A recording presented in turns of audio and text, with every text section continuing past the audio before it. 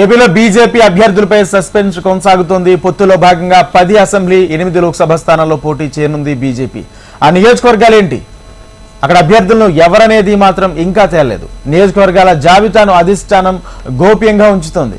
అయితే బయటకు వెల్లడించకపోయినా లోపల నియోజకవర్గాలు అభ్యర్థుల విషయంలో మాత్రం గ్రౌండ్ వర్క్ పూర్తి చేసినట్లు తెలుస్తోంది. రాష్ట్రంలో విశాఖ నార్త్, శ్రీకాకుళం, పాడేరు, అనపర్తి, పి గన్నవరం, కైకలూరు, జమ్మలమడుగు, ధర్మవరం, గుంతకల్లు, రాజంపేట స్థానాల్లో బీజేపీ పోటీ చేసే అవకాశాలు కనిపిస్తున్నాయి. ఇప్పటికే ఈ స్థానాల అభ్యర్థులను కూడా రాష్ట్ర నాయకత్వం ఖరారు చేసినట్లు తెలుస్తుంది. కేంద్ర మంత్రి గజేంద్ర సింగ్ షెకావత్తో భేటీ అనంతరం పురంధేశ్వరి 15 మంది అభ్యర్థుల జాబితాను ఆయనకు అందజేసినట్లు సమాచారం.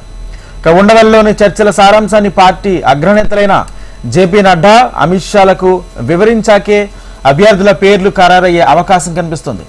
దీంతో జాబితా ప్రకటించేందుకు మరో 2 లేదా 3 రోజుల సమయం పట్టే అవకాశం ఉందని పార్టీ వర్గాలంటున్నాయి.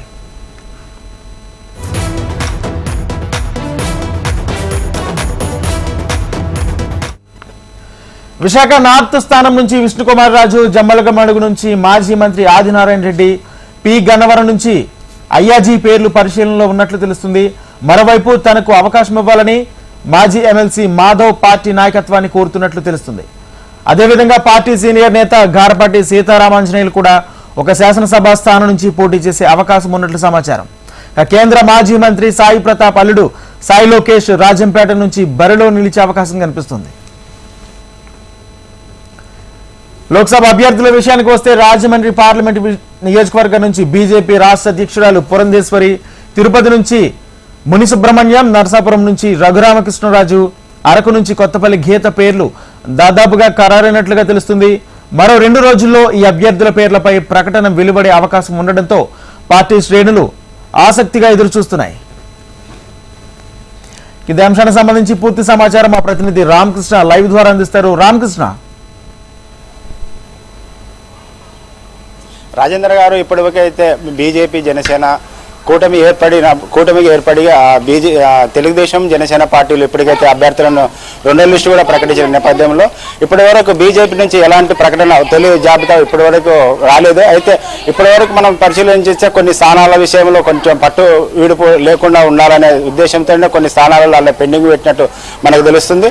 అయితే ఏవైతే అసెంబ్లీ స్థానాలు బీజేపీ కోరుతున్నారో అందులో ఈ టీడీపీ వాళ్ళు జనసేన పార్టీలో కూడా అవే కావాలనే నేపథ్యంలో వాటిని సస్పెన్షన్లో పెట్టినట్టు మనకు తెలుస్తుంది. వాటిని విషయంలో అందుకే ఇంతవరకు బీజేపీ నాయకులు ఇప్పటి వరకు ఎలాంటి ప్రకటన చేయలేదని తెలుస్తుంది. ఈ విషయంలో బీజేపీ అధిష్టానం ఏ విధంగా నిర్ణయం తీసుకుంటున్నది స్థానిక నాయకులు వేచి చూస్తున్నారు. ఈ వేచి దూరం కారణంగానే ఇప్పటి వరకు అభ్యర్థులను ప్రకటించే అవకాశం లేదనేది తెలుస్తుంది.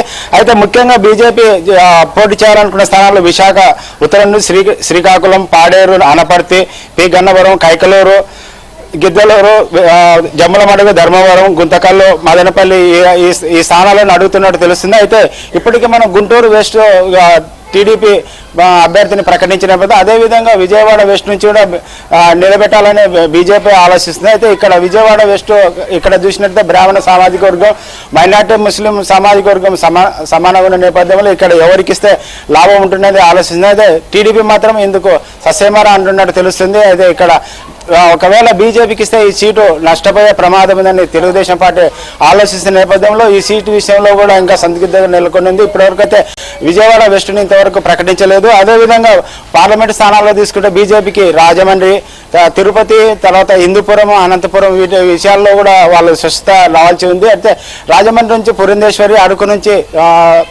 గీత పోటీ చేసే అవకాశాలు అయితే కనపడుతున్నాయి. అదేవిధంగా జమ్మలమడుగు నుంచి ఆదినారాయణ రెడ్డి కానీ ఆయన అల్లుడు లోకేష్ కానీ పోటీ చేసే అవకాశాలు అయితే మనకు కనిపిస్తున్నాయి. రాజేంద్ర గారు. Right, thank you Ramakrishna.